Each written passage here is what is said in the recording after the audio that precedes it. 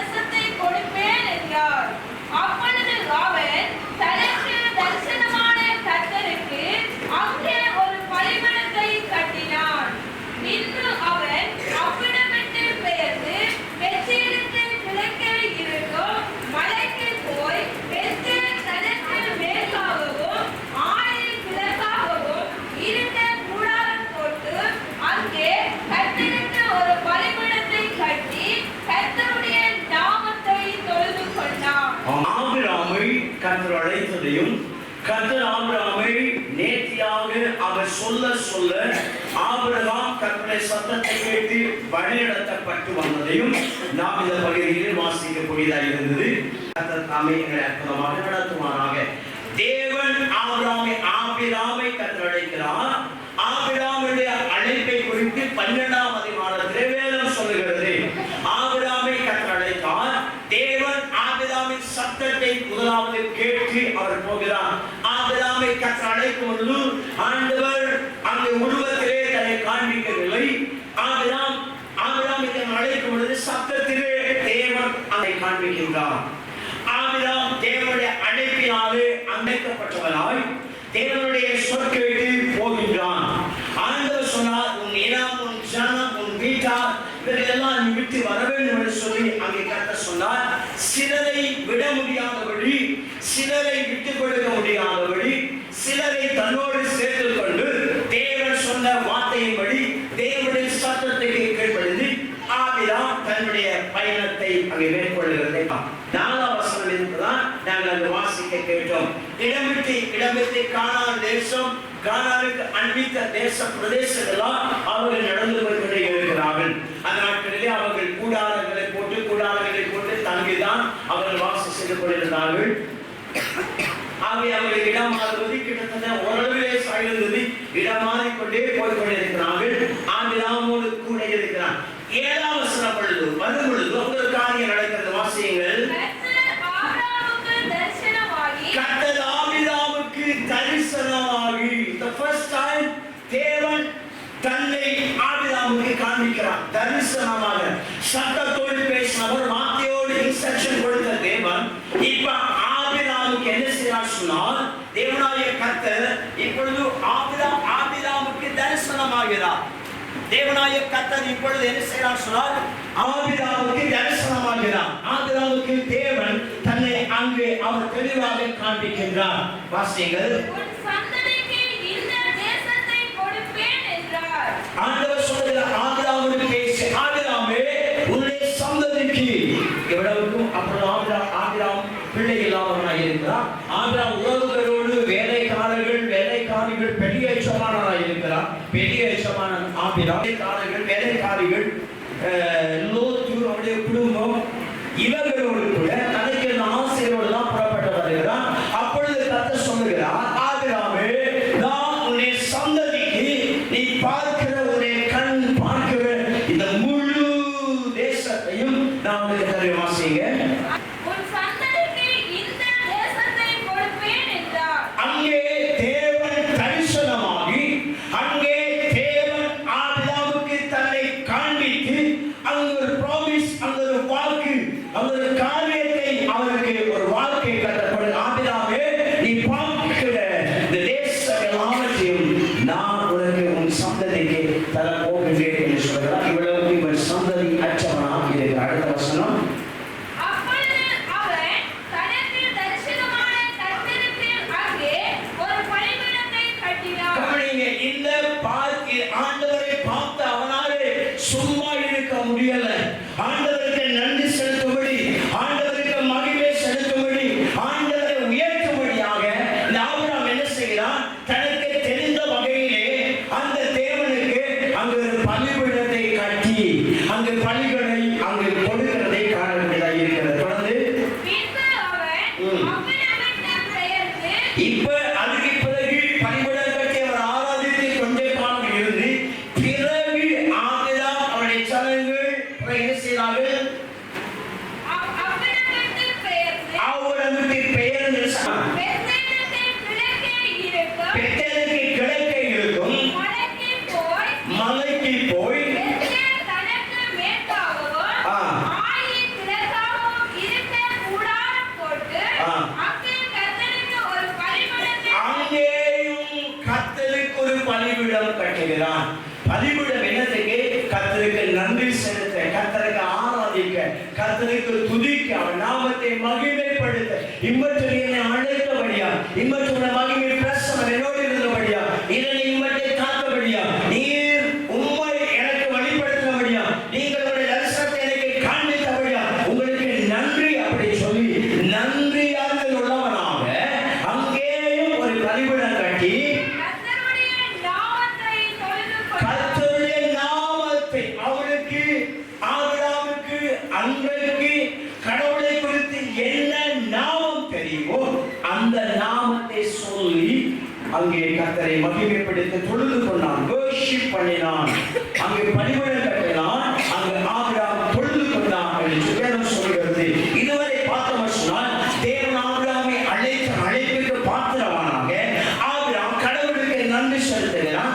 Abraham அங்கே பலிபீடத்தை கட்டுகிறான். அந்த ஆபிரகாம் ஜீவனுள்ள தேவனை மறக்காதபடி ஆபிரகாம் தேவனுடைய சொல் கேட்டு ஆபிரகாம் தேவன் சொல்லுகிற அந்த இன்ஸ்ட்ரக்ஷன், அந்த வழிகாட்டியின் நிமித்தமாகவே ஆபிரகாம் அங்கே தேவனால் நடத்தப்பட்டு போகின்றான். நம்முடைய வாழ்விலும் நாம் கிறிஸ்துவை அறிவதற்கு முன்னதாக எங்கள் கால் போன போக்கிலே நாங்கள் போயிருக்கிறோம், அப்படித்தான் வாழ்ந்திருக்கிறோம்.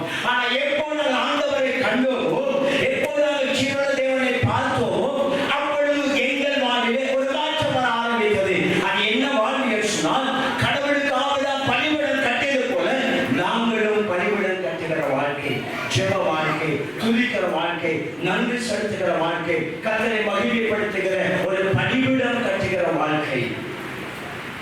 நாம் ஜெப பலிபீடம், துதி பலிபீடம், சோதர பலிபீடம், நன்மை காணிக்கை பலிபீடங்களை நாங்களும் ஆண்டவருக்கு நாங்களும் கட்டி அவருக்கு வழிபடுகிறோம். அவை எங்களுடைய வாழ்வும் தேவனுக்கு ஏற்றபடி ஆண்டவரை அறிந்த பிறகு, அந்த ஞானஸ்நானம் எடுத்த பிறகு, அந்த வேதம் வாசிக்க தொடங்கின பிறகு எங்களுடைய வாழ்வும் அப்படித்தான் ஆபிரகாமுடைய வாழ்வை போல மாற்றமடைந்து ஆபிரகாம் செல்லும் இடமெல்லாம் எங்கெல்லாம் போகிறார்கள் முதலாவது வேலை கர்த்தருக்கு பலிபீடம் கட்டுவது, கர்த்தருக்கு நன்றி செலுத்துவது. எவ்வளவு அழகான ஒரு வாழ்க்கை. இந்த ஆபிரகாம் அப்ப ஆபிரகாம் இல்ல ஆபிரகாம் அப்பொழுது வாழ்ந்து கொண்டிருக்கிறார். கர்த்தரோடு நல்ல உறவு, கர்த்தரை மேய்ப்பனதான உணர்விலே அவன் செல்லும் இடமெல்லாம் பலிபீடம் கட்டி கர்த்தரை தொழுது கொண்டு கர்த்தருடைய மகனாகவே தன் ஜனத்தோடு கூட போய் கொண்டிருக்கின்றார். இப்படித்தான் வாழ்க்கை ஓடிக்கொண்டிருக்கிறது. இப்படித்தான் நம்முடைய வாழ்க்கை ஓடிக்கொண்டிருக்கிறது. நாங்கள்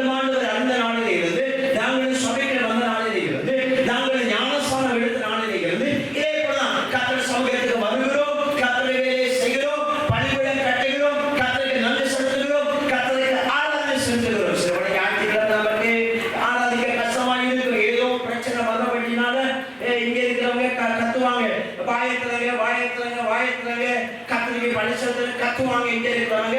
நம்ம கத்தருக்கு கொடுக்காம சில வேளையில ஆராதிப்போம், சில வேளையில கத்தனா நாங்க மாற மாட்டோம். அது எங்களுடைய சுபாவம் அப்படிப்பட்டதா இருக்கிறது. எதிர்ப்படியா இருந்தாலும் நாங்கள் பணிவிடை கட்டுகிறோம், நாங்கள் கத்தருக்கு ஏற்றபடி வாழ்ந்து கொண்டிருக்கிறோம், வாழ்ந்து கொண்டிருக்கிறோம். ஆனா 10ஆம் வசனம் வாசியுங்கள். இப்போ பணிவிடை கட்டி நல்ல ஒரு வாழ்க்கை வாழ்ந்து கொண்டிருக்கின்றான். 10ஆம் வசனம் வரும் பொழுது வேதம் சொல்லுகிறது, மறுபடியும் வாசியுங்கள். அத்தேசத்திலே பஞ்சம் உண்டாயிற்று. தேசத்திலே பஞ்சம் எப்படி இருந்தபடியா? கொடிதாய் இருந்தபடியா. எப்படி?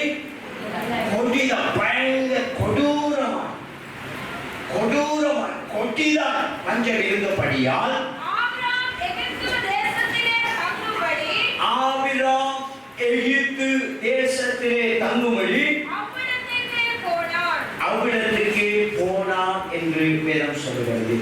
இது ஆபிரகாம் வாழ்விலே சந்தித்த ஒரு மாபெரும் பயங்கரமாக இருக்கிறது. இது ஆபிரகாமுடைய விசுவாச வாழ்விலே வருகின்ற ஒரு சோதனையா. ஆபிரகாம் பிரச்சனையை சந்திக்க ஆண்டவராகிய கர்த்தர் சிலவரை ஆபிரகாமை நடத்தி இருக்கலாம். இது எப்படியாக இருந்தாலும் அங்கே ஒரு கொடிய பஞ்சத்தை ஆபிரகாம் சந்திக்க முற்படுகின்றான்.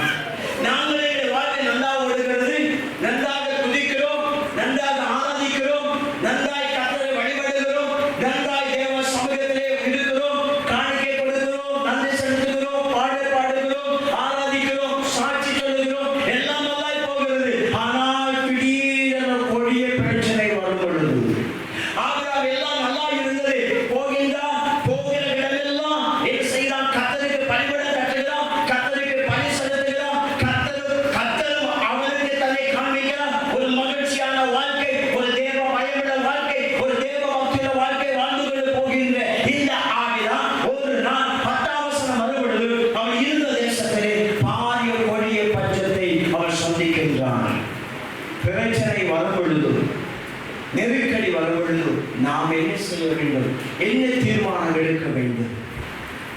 இவ்வளவு நாளும் கர்த்தருடைய வழிநடத்தல், கர்த்தருடைய இன்ஸ்ட்ரக்ஷனை பெற்ற, வழிகாட்டியை பெற்ற இந்த ஆபிரகாம் தனக்கு தான் பார்க்கிற ஒரு பயங்கரமான கொடூரம், பயங்கரமான கொடிய ஒரு பஞ்சம், பயங்கரமான கொடிய பிரச்சனை வந்த பொழுது வேதம் சொல்கிறது ஆபிரகாம் உடனடியாக எகிப்துக்கு போக முற்பட்டு தான் சுயமாக எகிப்துக்கு போக ஆரம்பிக்கின்றான். இங்கதான் ஆபிரகாம் சிறிய தவறி விடுகிறதை காணக்கூடியதாக இருக்கிறது. பக்கத்து ஊருக்கு போகல, பக்கத்து மாவட்டத்துக்கு போகல, பக்கத்து மாகாணத்துக்கு போகல, அவன் அடுத்த தேசத்துக்கு, இன்னொரு கண்ட்ரி, இன்னொரு தேசத்துக்கு போவதற்கு அவன் முற்படல. பிரச்சனை எங்களுக்கு வரும் பொழுது, நெருக்கடி எங்களுக்கு வரும் பொழுது நாம் என்ன செய்கிறோம்? நாம் எடுக்கிற தீர்மானம் எப்படிப்பட்டதாக இருக்கிறது? நல்லா ஓடுகிற விசுவாச வாழ்க்கை, நல்லா ஆராதிக்க, நல்லா துதிக்கிறோம். ஆனால் திடீரென கொடிய பிரச்சனை, திடீரென கொடிய குழப்பம், திடீரென பயங்கரம் வரும் பொழுது எங்களுடைய முடிவு எப்படிப்பட்டதாக இருக்கிறது? யோசித்து பாருங்கள்.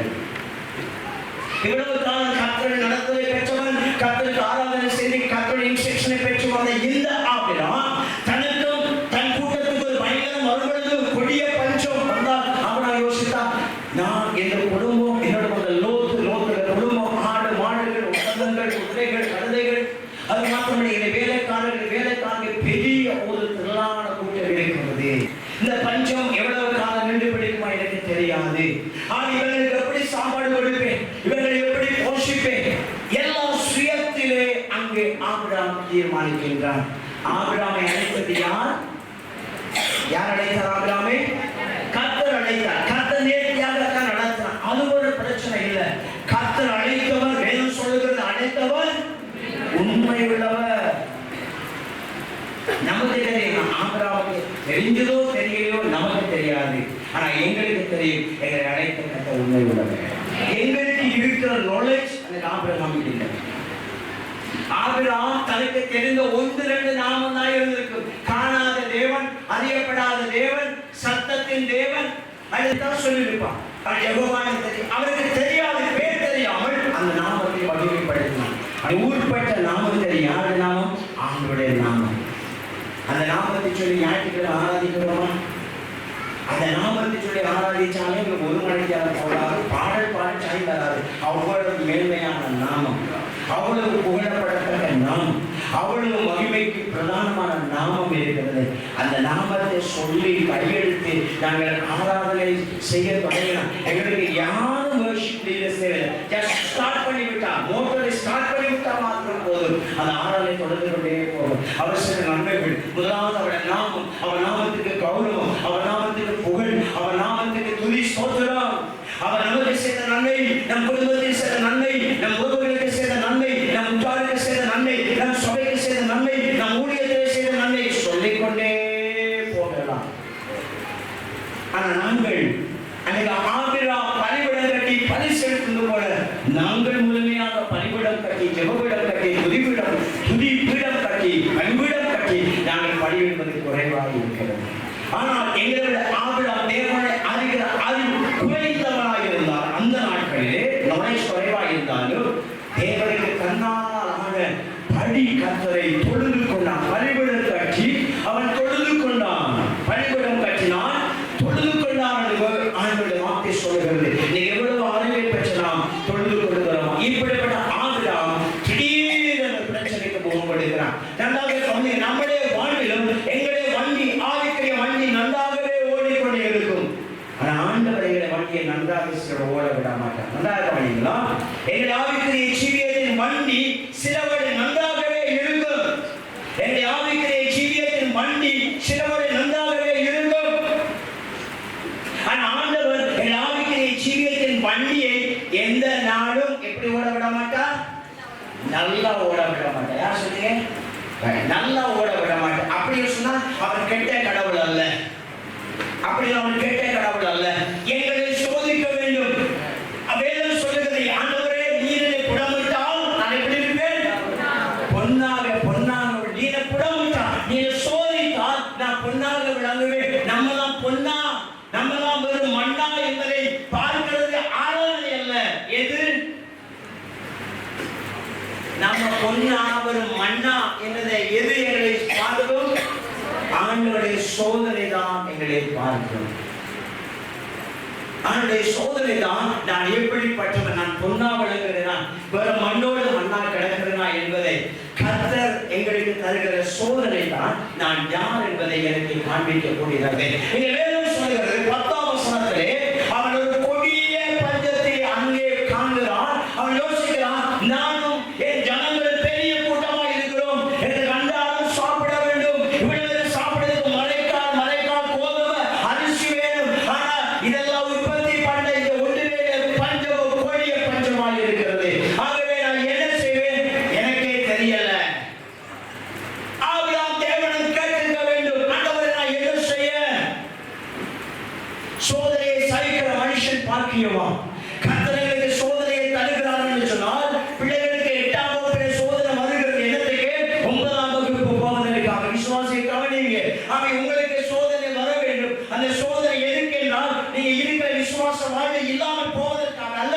உங்கள் விசுவாச வாழ்வில் இன்னும் அடுத்த ஸ்டெப், இன்னொரு படி மேலே போவதற்கு தான் சோதனை வருகிறது. ஆமென், ஆமென். சிசமரியாவுக்கு பயங்கரமான விபத்து வந்தது. விபத்து சும்மா அங்கே முஸ்பாத்தி பண்ண போகும்பொழுது வரல. ஆண்டவரை ஆராதிக்க இடம் சாதாரண ஒரு மெல்லிய மழை, இன்றைக்கு அடுத்த மழை வரும் பொழுது சகோதரி அங்கே பஸ்ல பயங்கரமான மோதி இருந்தது. இதில் பயங்கரமான சோதனையாக இருந்திருக்கலாம். சிலவரை கர்த்தர் அனுமதித்திருக்கிறார். வேதம் சொல்ல அவருக்கு தெரியாமல் எதுவும் நம்முடைய வாழ்க்கையில் நடப்பதை கிடையாது. ஆகவே சகோதரிக்கு வந்தது பயங்கரமான சோதனை. என்ன தெரியுமா? இந்த சோதனை தாடை உடைந்தது, கால் உடைந்தது, தாடையின் காலம் உடைந்தது. எலிஷாவுக்கு இந்த பக்கம் அப்படியே மேலே ஓடு கிளம்பி வந்தது. ஆண்டவருடைய காலம் அந்த பிள்ளைகளோடு இருந்தது. அவர் விசுவாசத்தை மறந்திருக்கல. ஆமென். வந்து உட்கார்ந்து இருக்கிறார். சோதனையை சகிக்கிற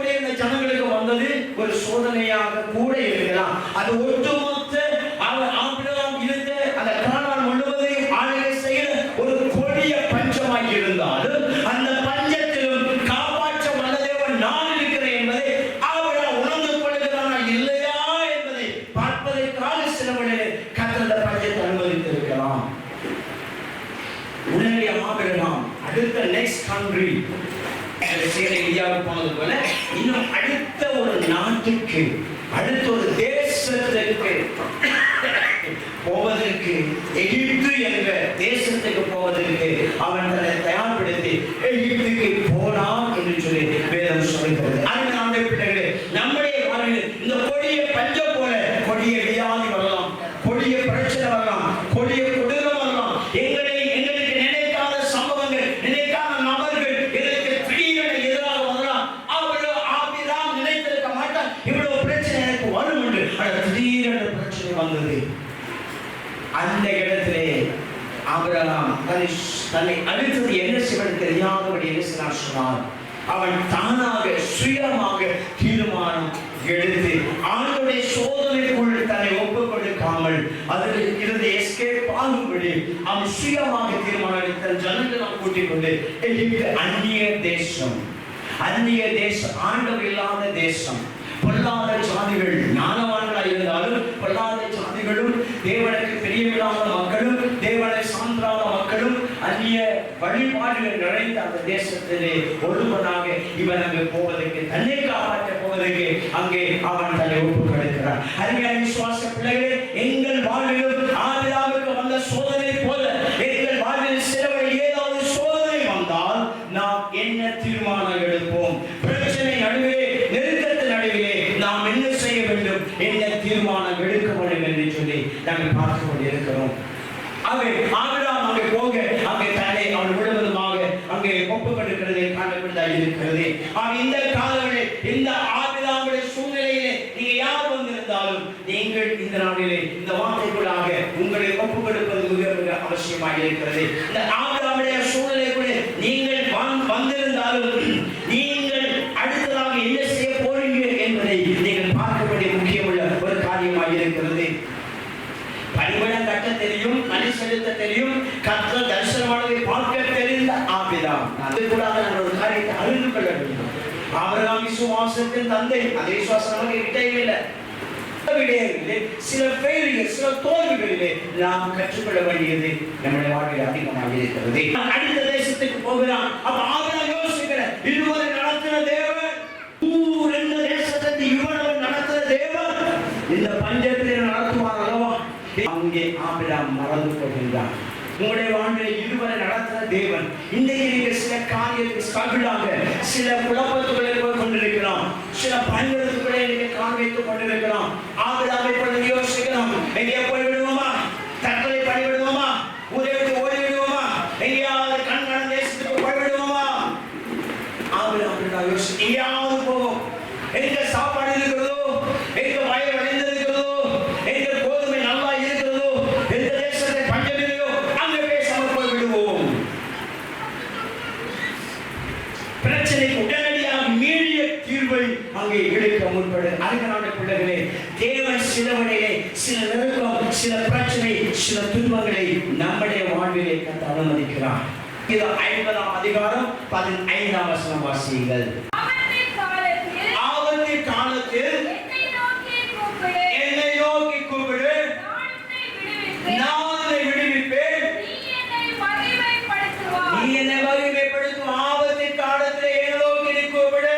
கொடிய பஞ்சம், கொடிய பிரச்சனையா, நீங்க எதிர்பார்க்காத கடந்ததை கஷ்டமா, நீங்க எதிர்பார்க்காத தீராத வியாதிகள் உங்களுக்கு இருப்பதாக டாக்டர் சொல்றாங்களா? ஒரு பயங்கரம், ஒரு ஸ்ட்ரகிள், ஒரு குழப்பத்திலே போராடி கொண்டிருக்கிறீங்களா? ஆபத்துல நீங்க யாருக்கு போகாதீங்க, யோசியத்துல போகாதீங்க, மந்திரவாதத்துல போகாதீங்க. சர்வ வல்ல தேவனை மாத்திர இருக்கிற இடத்துல இருந்து கூப்பிடுங்க.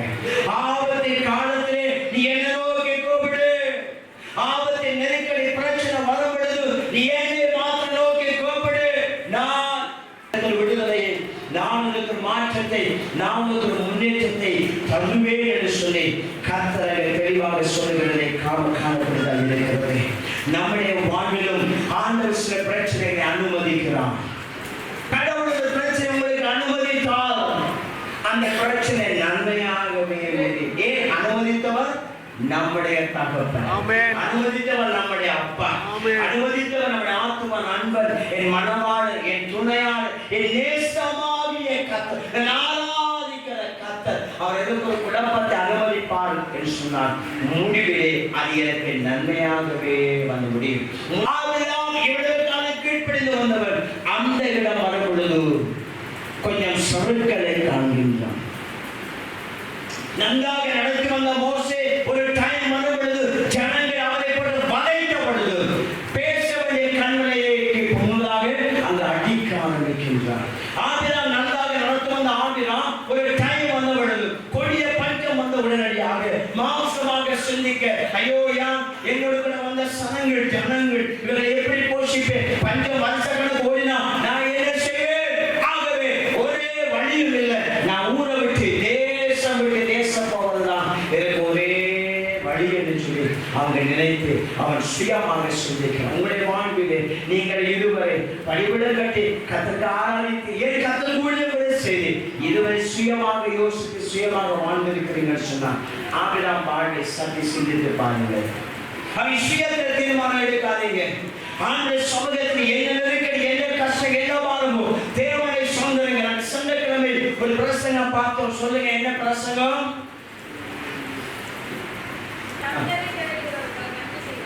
கர்த்தரை தேடுகிறவர்களுக்கு கர்த்தர் நன்மை செய்கிறார்.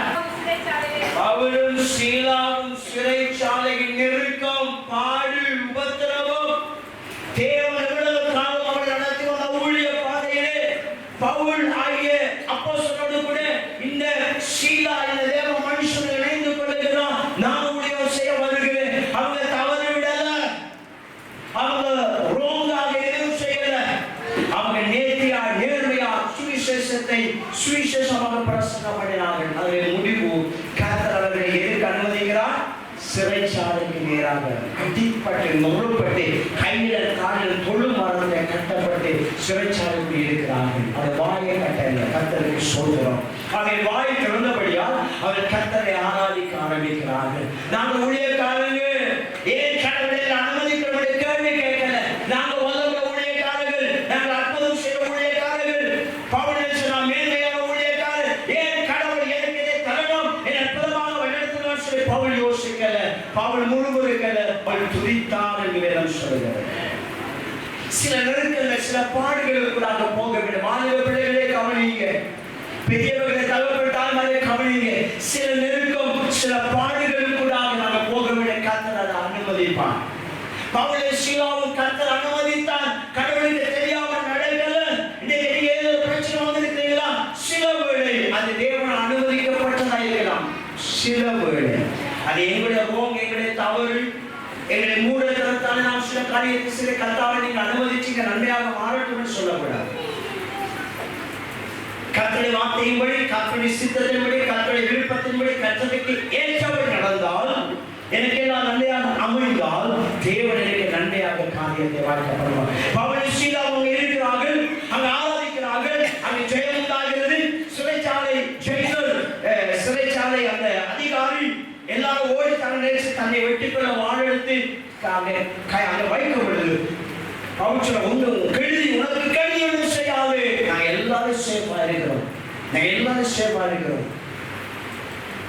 அதுக்கு பிறகு அவன் ரட்சிக்கப்படுகிறான். முழு குடும்பமும் ஏற்றுக்கொள்கிறாங்க. கர்த்தரே ஞானஸ்நானம். ஆபிரகாம் கேட்க, ஆண்டவரே கொடிய பஞ்சம் வந்திருக்கிறது, நன்றாகத்தான் நடத்துனீங்க காணாம எல்லாம், ஆனால் நெருக்கடிக்கு நீங்க நான் என்ன செய்ய?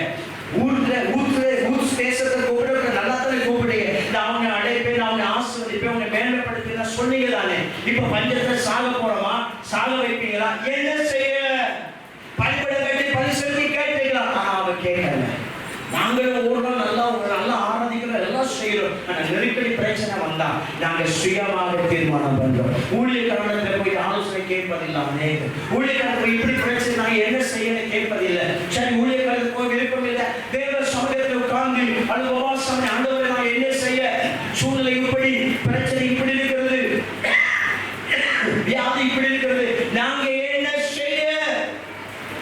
எதுவும் கேட்பதில்லை, கேட்டு பழக்கமும் இல்லை. நம்ம இதுதான் பிரச்சனை. ஆபிரகாமுக்கு அந்த பிரச்சனை தான். அவன் கேட்கல, அவன் அற்புதத்தை மாத்திரம் பார்க்கிறான், நன்றி செலுத்த ஆராதிக்கிறான், அதோடு விடுகிறான். பிரச்சனை வரப்பொழுதும் தேவனாக தான் இருக்கிறான். அவர் எனக்கு என்ன சொல்ல வரா என்பதை அவன் கேட்கல.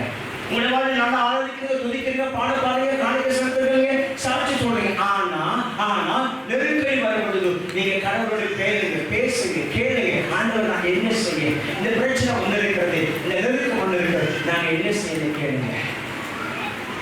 ஆகவே ஆபிரகாமுடைய வாழ்விலே நெருக்கடி வந்தது.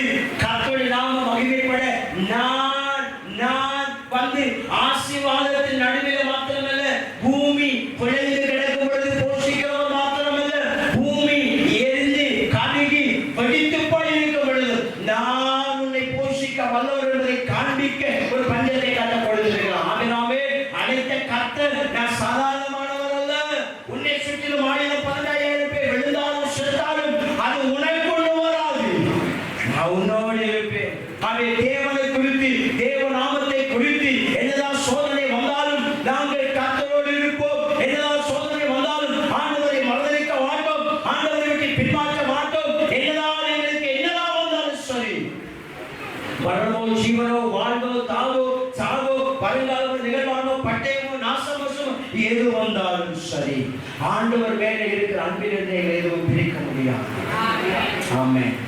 பிரச்சனைகள் நடுவிலும், நெருக்கத்தின் நடுவிலும், குழப்பத்தின் நடுவிலும் நாங்கள் என்ன தீர்மானம் எடுப்போம்? எங்கள் தீர்வு எப்படிப்பட்டதாக இருக்கும்? ஆபிரகாமுக்கு ஏற்பட்ட நெருக்கத்தில் ஆபிரகாம் தேவனிடத்தை கேட்கல, சோதனைக்கு முகங்கொடுக்கல, உலக பிரகாரமாக யோசித்து சடுன்னு தீர்மானம் எடுத்து வேறு தேசத்துக்கு போகிறான், எகிப்துக்கு. அங்கே பயங்கரமான நெருக்கடி பிரச்சனைகளை காண்கிறான். நம்முடைய வாழ்விலும் எங்களுக்கு ஏற்பட்ட நெருக்கடி பிரச்சனை, கர்த்தரை ஆராதிக்கிற பிள்ளைகள் நீங்கள் நானும் தேவனை சார்ந்த ஆண்டவர் நான் என்ன செய்ய, இப்படி ஒரு சூழ்நிலை, இப்படி என்னுடைய காரியம், இப்படி என்னுடைய தொழில், இப்படி என்னுடைய படிப்பு, இப்படி என்னுடைய காரியம், இப்படி ஊழியம் எல்லாம் தோல்விகளாக இருக்கிறது, நான் என்ன செய்யணும்னு சொல்லி நாம் தேவ சமூகத்தை கேட்பது மிக முக்கியம். அவை விசுவாச பரீட்சையில் தேவனாய கர்த்தர் நம்மோடு இருக்கிறார். விசுவாச பரீட்சையில் தேவனை காப்பாற்ற வல்லமையுள்ள தேவனாக இருக்கிறார். விசுவாச பரீட்சை கஷ்டமானதுதான். கவனிங்க, முடிவு வருகிறோம். விசுவாச பரீட்சை கஷ்டமானதுதான். பரீட்சை கஷ்டம்தான். எக்ஸாம் வந்தாலே பிள்ளைகளுக்கு கஷ்டம். பரீட்சை கஷ்டம்தான். விசுவாச பரீட்சை கஷ்டம்தான். மேத்ஸ் பாடம் கஷ்டம்தான். இங்கிலீஷ் கஷ்டம்தான். சிலருக்கு தமிழே கஷ்டம். அதை விடுங்க, சிலருக்கு சமய பாடமே கஷ்டம். எல்லாரும் நல்ல விஷயங்களுக்கு சமயத்தில் தான் கண்ண முடித்து எழுதலாம் அப்படி சொல்லுவாங்க. அதுவும் சிலருக்கு கஷ்டம். சோதனை எங்களை அடுத்த படிக்கு கொண்டு போகிறதாக இருக்கிறது.